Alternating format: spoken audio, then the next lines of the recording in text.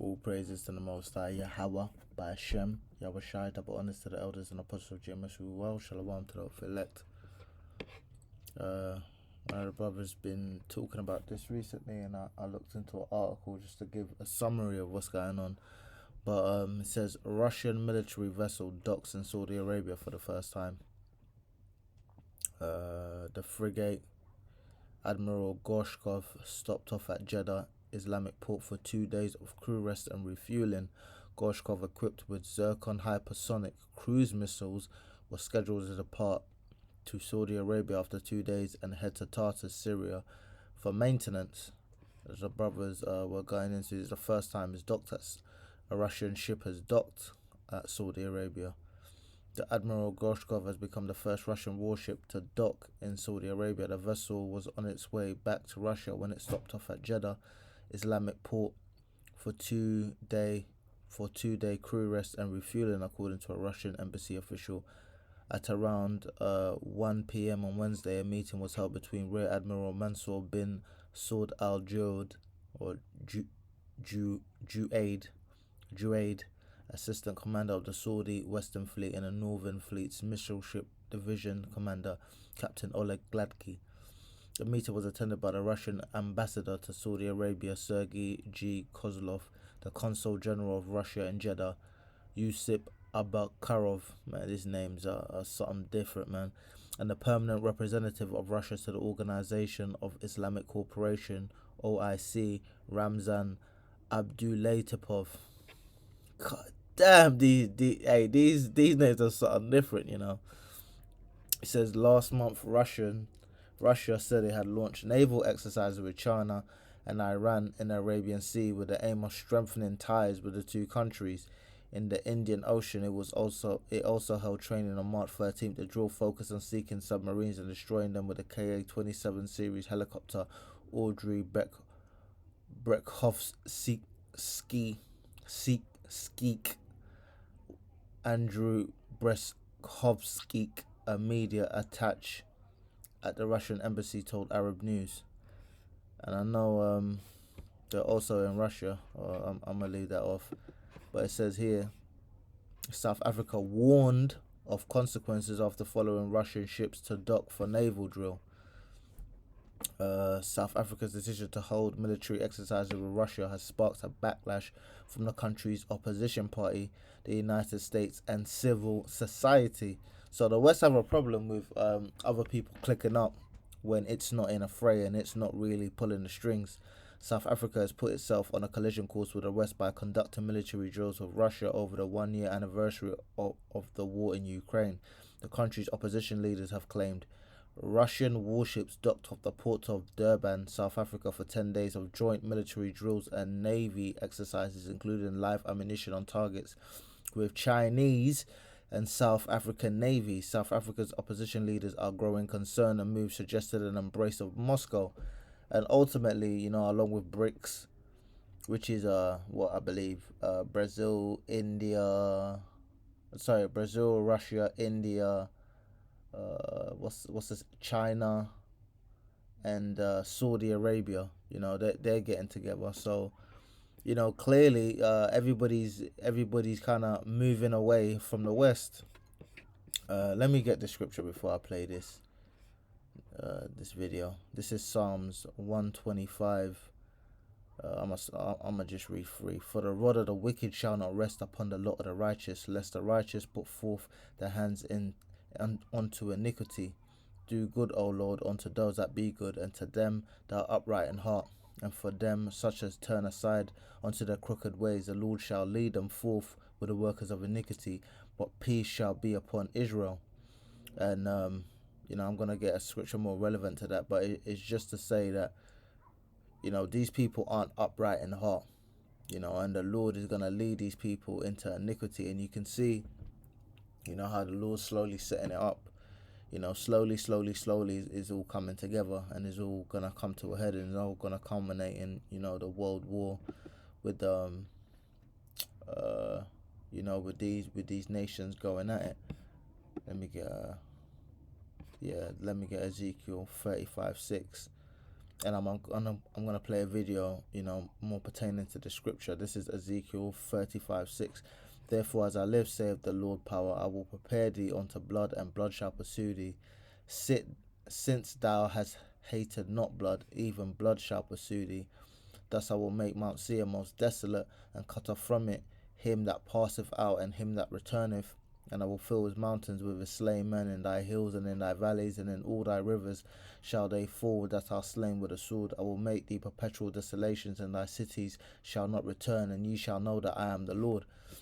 And again, the Lord is setting up all of this stuff. And I've seen this video here, and America is falling because 100 years ago, 200 years ago, things like this would never occur. Everybody's really moving against Babylon the Great, and it's gonna be a sight to behold in a couple months, to going towards the end of the year. So, how many more schools are going to happen before they realize that there are people like me, retired veterans out there, who are willing to guard these schools for free? We will protect the children. No, you won't, and I'm going to tell you why. It's not because I don't believe you. I believe you and every other veteran on this app who has come up saying, I volunteer, send me, and I'll go down there and protect those kids for free. It's very noble of you all, but you all are missing the point. You're not going to go down there because I don't want you there. I don't want to have to send my kids to school in a war zone. I didn't spend all those years in uniform to go overseas and watch my friends get blown up. My wife didn't spend all those years in her uniform and go overseas and watch her friends get blown up so we could bring the war home with us. The American people deserve better than this. They don't deserve to have to send their kids somewhere where they need armed guards. They deserve for veterans like you and me to acknowledge the fact that the gun mentality in this country has gotten out of hand. If our only response to this is, well, I guess we better put armed guards there, then what the did we even serve for? Domino's price slice. Small pizzas now £8, medium now £10, and large now $12. I'm gonna preface this video by saying I agree. It's wild. You shouldn't have military at your schools where your children are ex-military. You shouldn't have that. I do think it's quite wild, though, that y'all collectively as Americans in your military can go overseas and bring war zones and participate in war zones. Talk about yourselves getting blown up, but not understand that them people in them countries, mostly black and brown countries, got also kids, schools, and everything. And then we'll think that you can come home and somehow y'all don't deserve the same violence that was inflicted overseas onto other people in other countries. There's a level of collective entitlement that all of you have, that for those of us that experience that violence, it blows our mind. Like, what makes a group of people think that they don't deserve the same thing they gave out? And once again, it's absolutely asinine to have military at schools. But from people in black and brown countries that have seen your military in their schools, in front of their schools, blowing up their schools, it just sounds a little bit off. Why do people think that they don't deserve what they inflict? And I have close friends in the United States military. So I know the traumas that you guys experience as military, as vets. But well, that goes into, is a, I don't wanna butcher that scripture.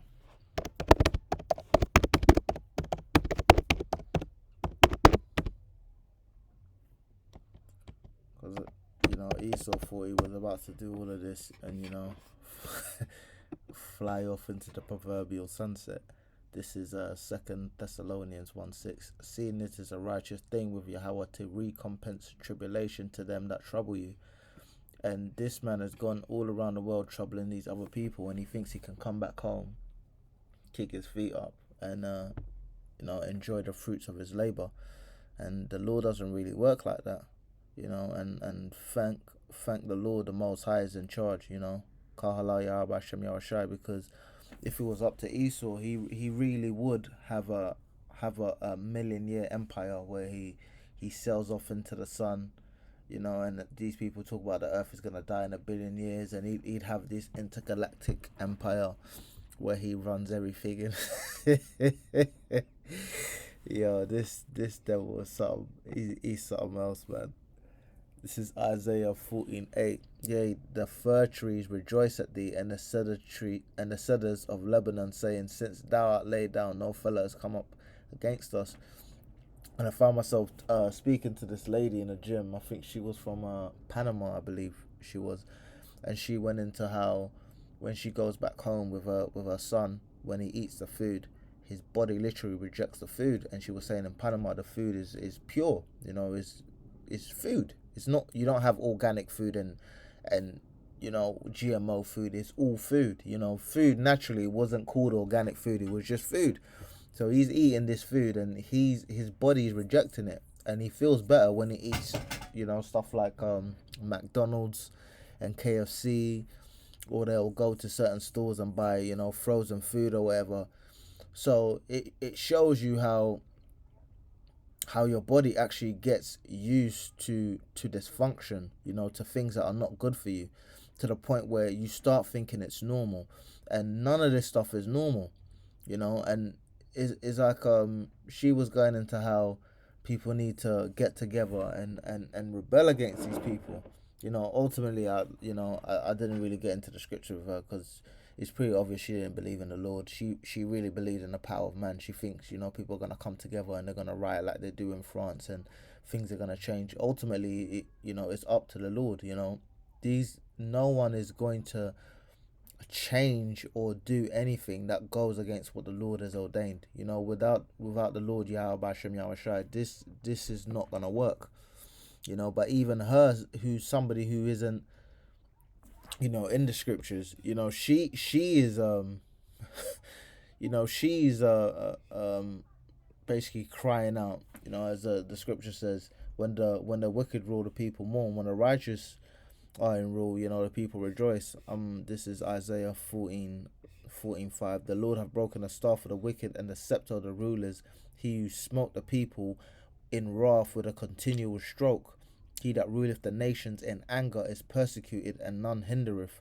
The whole earth is at rest and is quiet.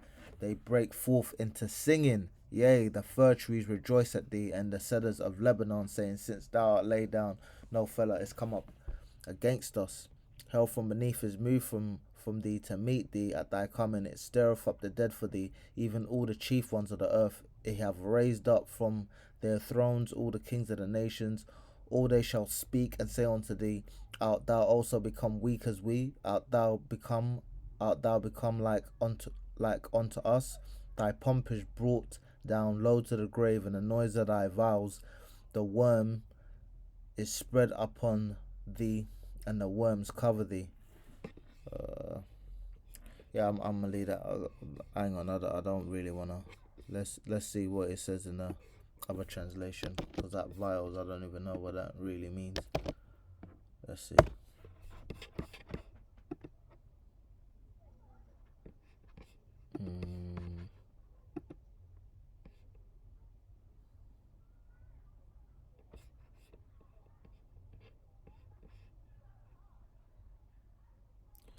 The Lord will have compassion on Jacob. Once again, he will choose Israel and will settle them in their own land. Foreigners will join them and unite with the descendants of Jacob.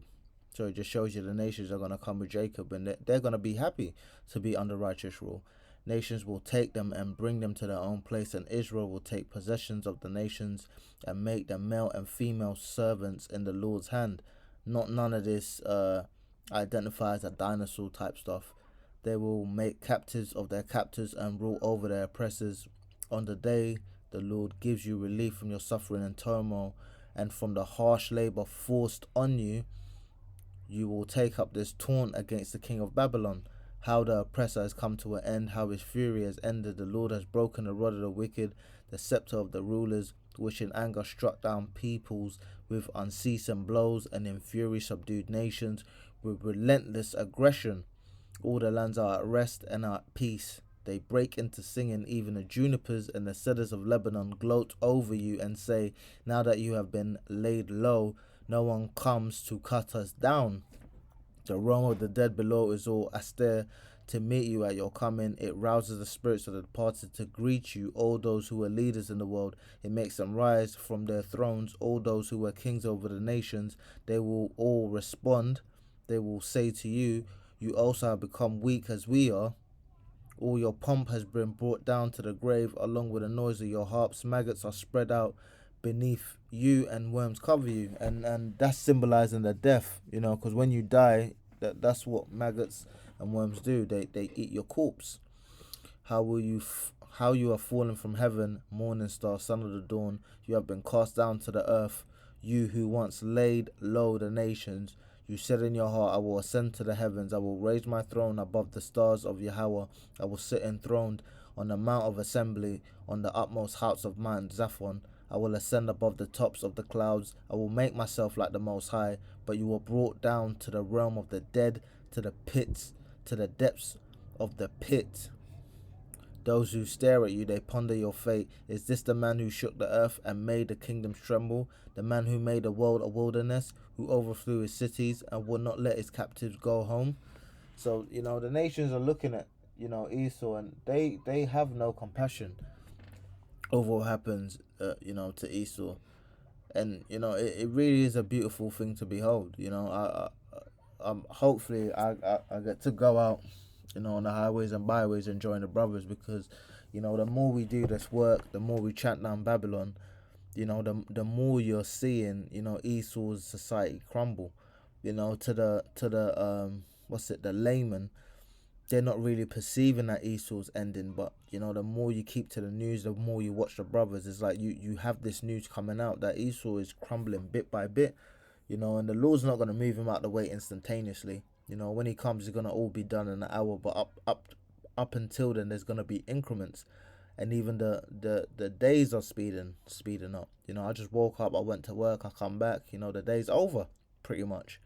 You know, so, you know, the Lord is working a beautiful work in the earth. And I hope the brothers, you know, keep the faith and do the work and chant down Babylon, so that, you know, we can get the hell out of here. Because, you know, this is a sore condition for Jake. And, it's really uplifting to watch the brothers' videos and listen to the brothers, and, you know, because it really puts things in perspective. A lot of the stuff that we go through in our daily lives, we think they're important.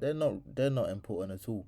You know, the Lord giveth and he can taketh. You know, what the Lord takes from you, he can give you 100-fold. You think whatever you think is yours is not really yours. You know, it belongs to the Lord. So you have to understand that ultimately, you know, irrespective and irregardless of what you're going through, you know, it comes from the Lord. And if you're doing right by the Lord, you know, you get all of that back and more. You know, so I hope brothers keep the faith. You know, the few sisters, I hope to keep the faith. I hope this video was edifying. All praises to the Most High Yahweh, by Hashem Yahweh Shai, double honors to the elders and apostles of Jemus, who well shalom, to the hopeful elect.